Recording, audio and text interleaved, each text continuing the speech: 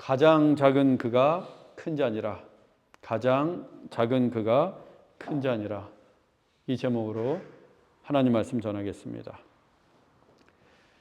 근현대 독일의 가장 위대한 작가는 소설 젊은 베르테르의 슬픔으로 유명한 요한 볼프강 폰 괴테입니다. 이 괴테의 마지막 작품은 그가 죽기 1년 전에 발표한 희곡집 파우스트입니다. 이 파우스트는 희곡 속 주인공의 이름으로 교만의 화신으로 등장을 합니다. 그 내용이 이렇습니다. 파우스트는 평생을 철학과 의학 그리고 신학을 연구하면서 높은 명성을 얻었고 모든 면에서 절제하고 경건한 삶으로 존경도 받았습니다. 그러나 나이가 들어 이제는 늙고 주름이 깊게 패이고 쇠약해진 자기의 몸을 보면서 인생의 허무와 회의를 느끼게 됩니다. 그 반작용으로 파우스트는 하나님만큼 높아져서 신적인 힘을 마음껏 휘두르며 욕망이 이끄는 대로 살고 싶다는 강한 충동을 느끼게 됩니다.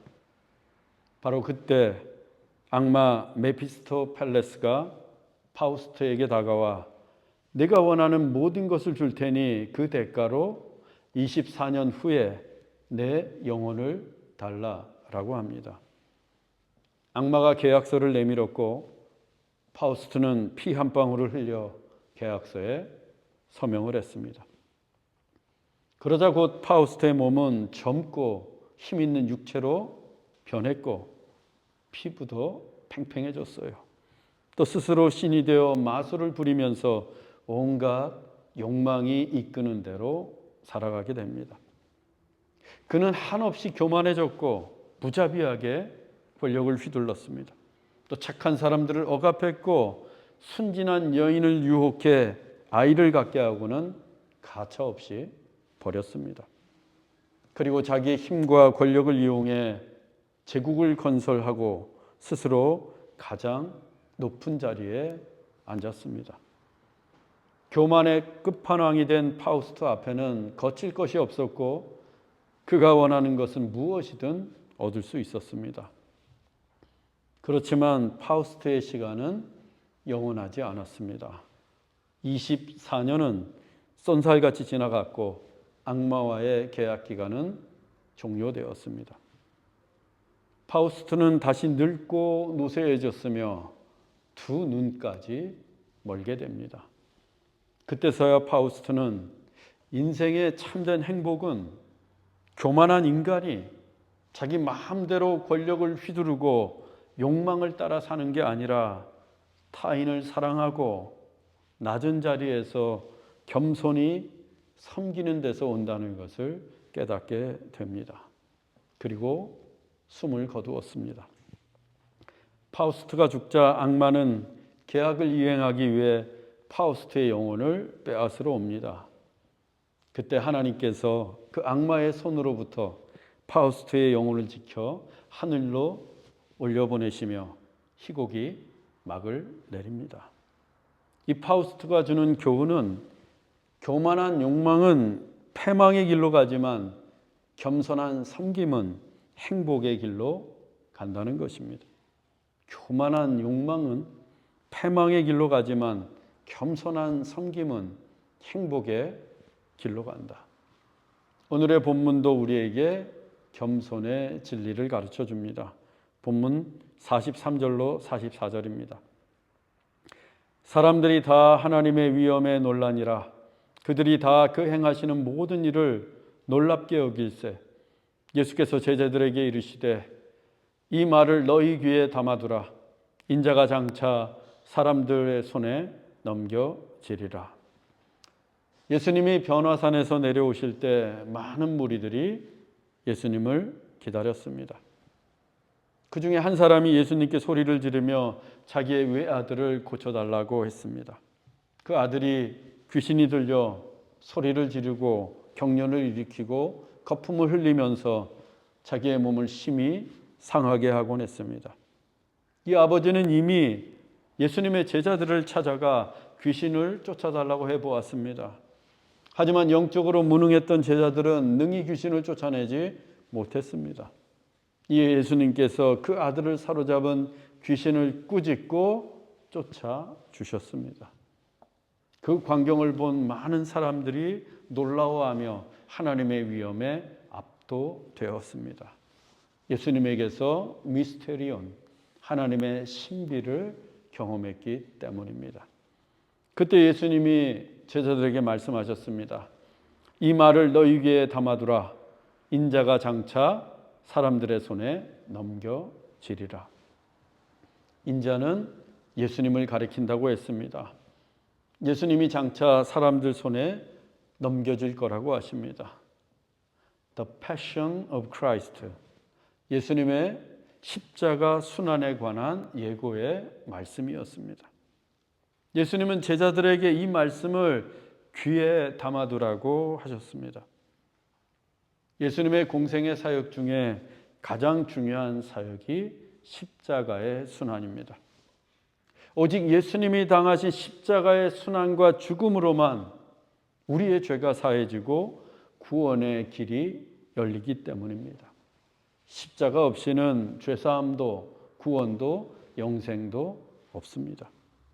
그토록 중요한 예수님의 순환 예고였으니 제자들이 귀에 담아두는 것은 너무도 당연한 일이었습니다.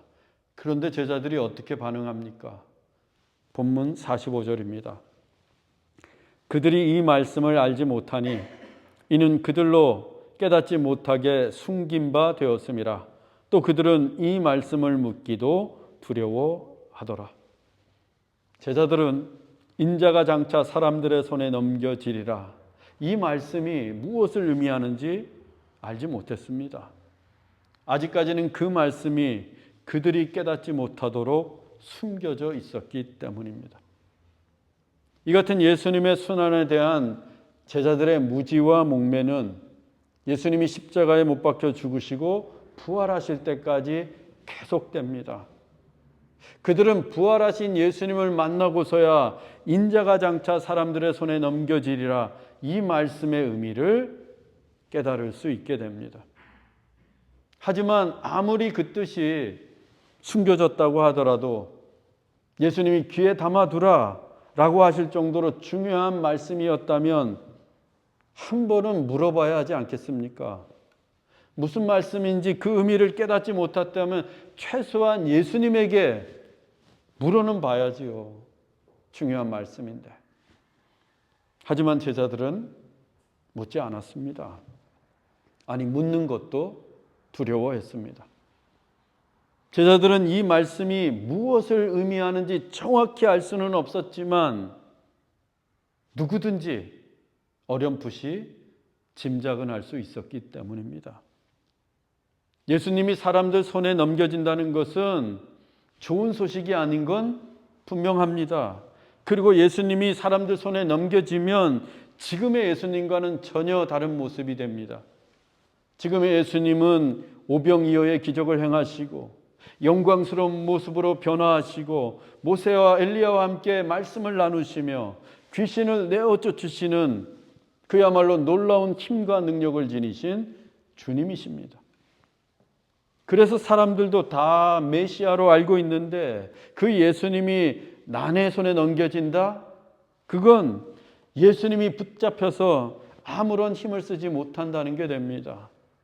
즉 예수님이 메시아가 아니라는 거예요. 제자들로서는 그런 예수님을 받아들일 수가 없었습니다. 그들은 장차 순환을 당하실 예수님을 쫓던 게 아니었어요. 그들은 예수님을 놀라운 기적을 일으키는 능력으로, 권세로 로마의 압제로부터 이스라엘을 구원하시고 마침내 그 나라의 왕이 되실 메시아로 알고 있었습니다. 그런 예수님을 기대하면서 예수님을 쫓아다녔어요. 장차 사람들에게 넘겨질 예수님이었다면 애시당초 예수님의 제자도 되지 않았을 겁니다. 그래서 그들은 사람들 손에 넘겨지는 예수님을 상상해 본 적도 없고 그걸 묻기도 두려웠던 겁니다. 오히려 그들의 관심은 다른 데 있었어요. 본문 46절로 47절입니다. 제자 중에서 누가 크냐 하는 변론이 일어나니 예수께서 그 마음에 변론하는 것을 아시고 어린아이 하나를 데려다가 자기 곁에 세우시고, 제자들은 누가 크냐라는 문제로 변론하고 있었습니다. 예수님은 당신이 당하실 순환에 대해 말씀하고 계시는데 그들은 누가 크냐라는 문제로 떠들고 있습니다. 즉 그들은 예수님의 순환에 대해서는 전혀 관심이 없었고, 누가 크냐, 누가 큰 자리를 차지할까, 여기에만 관심이 있던 겁니다. 특히 우리말 변론으로 번역된 헬라어가 디알로기스모스인데 그 단어는 오랫동안 마음에 품고 있던 생각을 표현하는 것을 말합니다. 오랫동안 마음에 품고 있던 생각을 표현하는 것. 즉 제자들은 이때 갑자기 누가 크냐고 변론한 게 아니라 12 중에 누가 가장 큰 자리를 차지하게 될지 오래전부터 생각해 오던 것을 지금 서로 논쟁하고 있었던 겁니다. 그래서 예수님께서 그토록 진지하게 누구든지 나를 따르려거든 자기를 부인하고 나를 따르라고 하셔도, 또 자기 십자가를 지고 나를 따르라고 하셔도, 인자가 장차 사람들 손에 넘겨질 거라고 하셔도 시큰둥했던 거예요. 그런 일에는 손톱만큼도 관심이 없었으니까. 제자들의 관심은 오로지 누가 크냐에만 쏠려 있었고, 장차 예수님이 왕이 되시는 나라에서 누가 큰 자리를 차지할 것인가, 이 문제를 가지고 변론하고 있었던 겁니다. 안드레는 아마도 내가 제일 먼저 예수님의 제자가 되었으니 내가 가장 큰 자리를 차지해야 돼 라고 주장했을 것이고, 요한은 아니지, 예수님이 가장 사랑하시는 제자는 바로 나야 라고 하면서 그러니 내가 가장 크다라고 했을지 모릅니다. 또 가룟 유다는 가장 큰 자리는 제일 똑똑하고 많이 배운 내 차지야 라고 했을 것이고, 세리 마태는 아니야, 뭐니 해도 돈이 최고지, 내가 돈이 제일 많아 하면서 내가 가장 큰 자야 라고 했을지도 모릅니다. 그 이야기를 듣고 있던 베드로가 무슨 말도 안 되는 소리들을 하고 있어, 내가 예수님의 수제자야, 그러니 가장 큰 자리는 당연히 내 차지야 라고 했을지 모릅니다.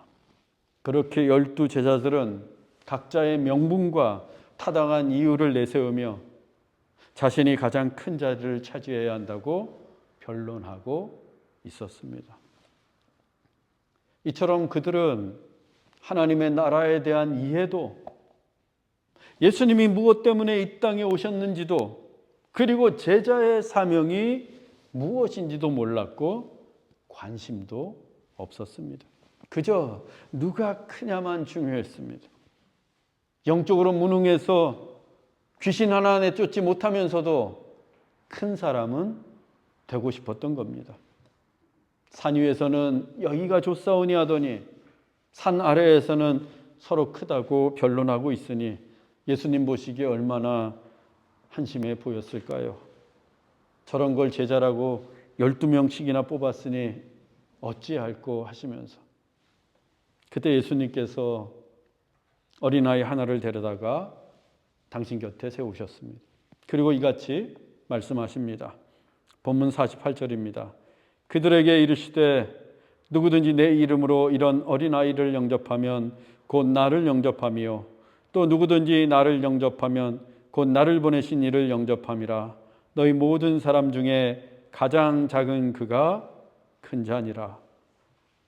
예수님은 어린아이를 영접하는 것이 곧 나를 영접하는 것이고, 나를 영접하는 것은 곧 나를 보내신 하나님을 영접하는 것이라고 말씀하셨습니다. 3단 논법으로 말씀하셨는데, 즉 어린아이를 영접하는 것이 곧 하나님을 영접하는 것과 같다는 말씀입니다. 예수님을 영접하는 게 얼마나 귀한 일입니까? 또 하나님을 영접하는 게 얼마나 크고 영광스러운 일이에요. 예수님이 내 집에 오셨다고 한번 생각해 보세요. 하나님께서 우리 집에 신방 오셨다고 한번 생각해 보십시오. 우리가 막 버선발로 뛰어나가서 하나님을 영접하지 않겠습니까? 예수님을 최상석, 가장 높은 자리에 모시고 가장 귀한 곳으로 대접하지 않겠어요? 아브라함이 그랬습니다. 장막 앞에 앉아 있을 때 아브라함이 하나님을 영접하게 됩니다. 그는 먼저 하나님을 서늘한 나무 그늘 아래에 모셨고 시원한 물로 하나님의 발을 닦아드렸습니다. 그리고 이리 뛰고 저리 뛰고 하면서 가장 좋은 소를 잡아 요리하고 고운 가루로 떡을 만들고 막 짜낸 신선한 우유로 하나님을 대접했습니다. 아브라함은 자신이 할 수 있는 최대한으로 최선을 다해 하나님을 영접했어요. 왜? 하나님이 가장 크신 분이기 때문입니다. 하나님이 가장 크신 분이기에 거기에 걸맞도록 하나님을 가장 귀하게 영접해 드린 것입니다. 그런데 예수님께서 어린아이 하나를 영접하는 것이 바로 가장 크신 하나님을 영접하는 것과 같다고 하십니다. 당시의 어린아이의 존재는 non-existence, 무존재나 다름이 없었습니다. 어린아이는 없는 것과 같았어요. 성경을 봐도 어린아이의 이름은 등장하지 않습니다. 인구수에도 포함시키지 않았어요. 그 시대가 어린아이의 존재 자체를 인정하지 않았기 때문입니다. 그래서 그 시대에 가장 나약하고 가장 힘이 없고 가장 작은 존재가 어린아이였습니다. 누구도 어린아이의 목소리에 귀를 기울이지 않았고 누구도 어린아이에게 관심이 없었습니다. 당연히 어린아이를 영접하는 사람도 없었어요. 물론 오늘날 어린아이에 대한 인식은 예수님의 시대와는 차이가 많습니다. 요즘은 어른들이 어린아이의 눈치를 봅니다. 부모들은 다 공감하실 거예요. 자녀들의 기분을 살피고 자녀들이 먹고 싶은 것을 먹고 자녀들이 가고 싶은 곳을 갑니다. 이때 부모의 생각이나 의견은 별로 중요하지 않아요. 특히 아빠가 무엇을 좋아하는지 아빠가 무엇을 먹고 싶은지는 아무짝에도 쓸모가 없습니다. 오로지 어린아이에게만 모든 초점이 맞추어져 있습니다.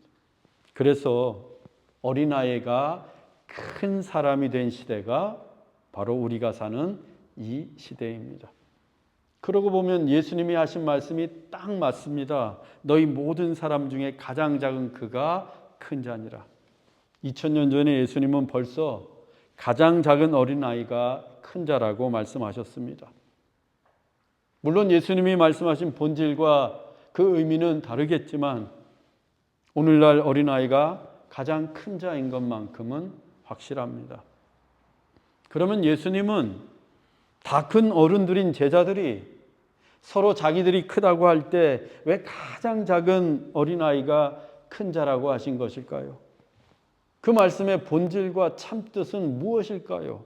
예수님은 제자들에게 무엇을 가르쳐 주시기 위함이었을까요?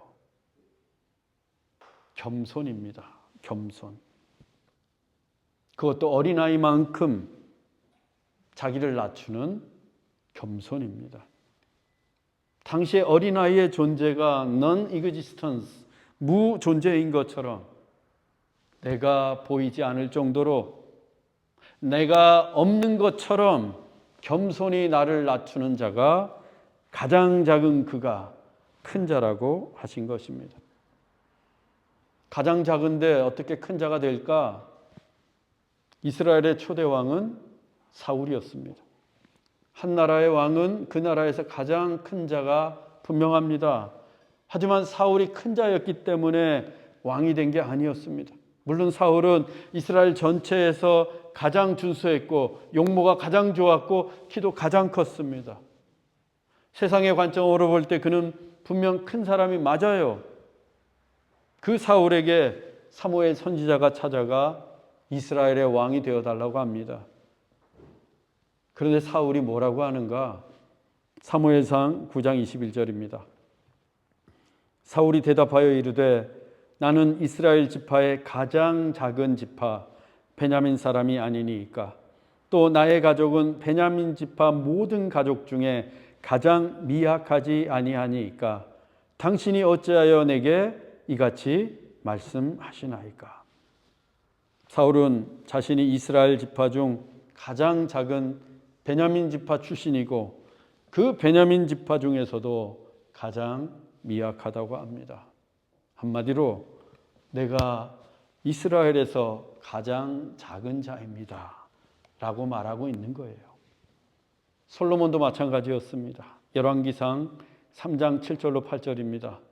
나의 하나님 여호와여, 주께서 종으로 종의 아버지 다윗을 대신하여 왕이 되게 하셨사오나 종은 작은 아이라 출입할 줄을 알지 못하고 주께서 택하신 백성 가운데 있나이다. 이때 솔로몬은 이미 이스라엘의 왕이 되었을 때입니다. 이스라엘에서 가장 높은 자리에 앉아 있었고 이스라엘에서 가장 큰 자였습니다. 그런데 솔로몬은 주여 종은 작은 아이입니다 라고 고백합니다. I am only a little child. 그래서 출입을 할 줄도 모르고 아무것도 할 줄 모르는 작은 아이라고 합니다. 참으로 겸손했던 솔로몬이었습니다. 기드온은 고작 300명을 가지고 전쟁을 해야 하는데 그 싸워야 할 적군의 수가 무려 13만 5천 명이었습니다. 300대 13만 5천. 전력이 450배가 차이가 납니다. 그러니까 한 사람이 상대할 적군의 수가 450명인 거예요. 그런데 그 싸움에서 누가 이겼습니까? 기드온이 이겼습니다. 그 기드온의 승리의 비결도 역시 겸손이었어요. 사사기 6장 15절입니다. 기드온이 대답하되 오 주여 내가 무엇으로 이스라엘을 구원하리까? 보소서 나의 집은 므낫세 중에 극히 약하고 나는 내 아버지 집에서 가장 작은 자니이다. 사울, 솔로몬, 기드온의 공통점이 무엇입니까? 하나님 앞에서 작다고, 내가 어린아이와 같다고 한 거예요. 하나님 앞에서 내가 가장 작은 자라고 하면서 스스로를 낮춘 것이었습니다. 그들은 이때까지만 해도 모두 겸손했어요. 그런 사울을 하나님께서 높여서 이스라엘의 왕이 되게 하셨고 솔로몬의 지혜를 온 세상에 드높이셨으며 기드온을 사사 중 가장 큰 용사로 세우셨습니다. 이것이 겸손의 신비입니다. 가장 작은 자가 큰 자가 되는 겸손의 역설입니다. 하늘에서 비가 내릴 때 그 빗물이 고이고 모여드는 곳은 높은 곳이 아닙니다. 낮은 곳입니다. 낮으면 낮을수록 더 많은 물이 모여듭니다.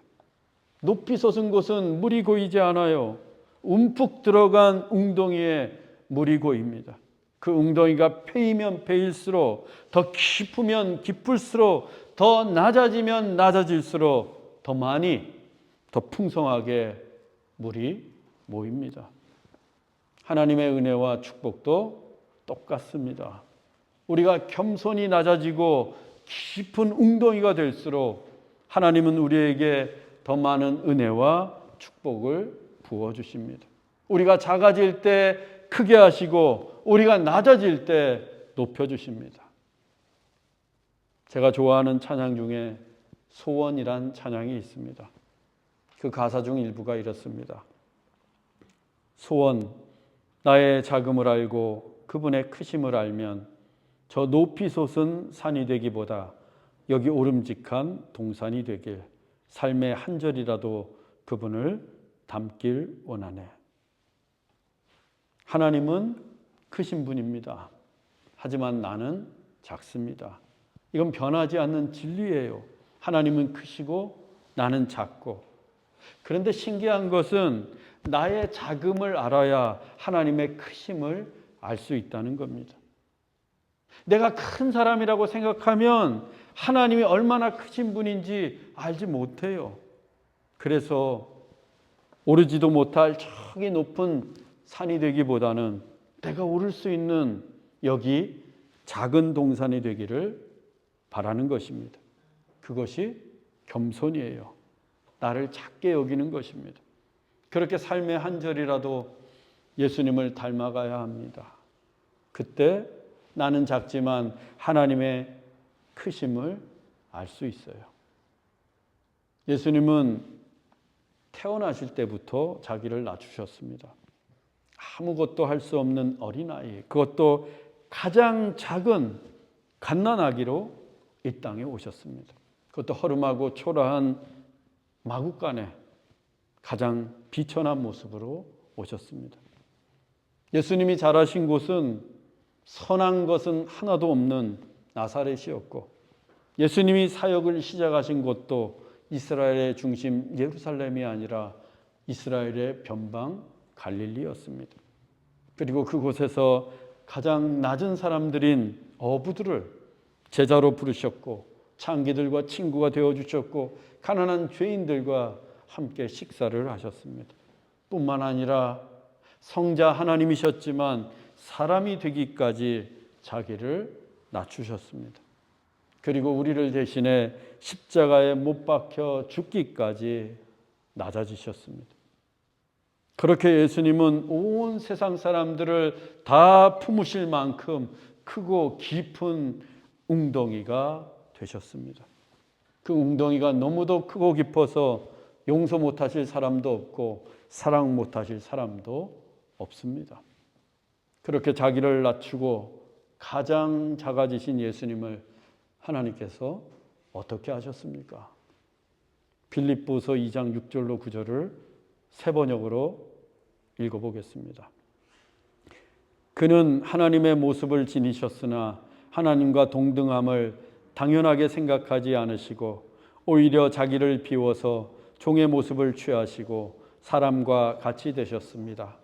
그는 사람의 모양으로 나타나셔서 자기를 낮추시고 죽기까지 순종하셨으니 곧 십자가에 죽기까지 하셨습니다. 그러므로 하나님께서는 그를 지극히 높으시고 모든 이름 위에 뛰어난 이름을 그에게 주셨습니다.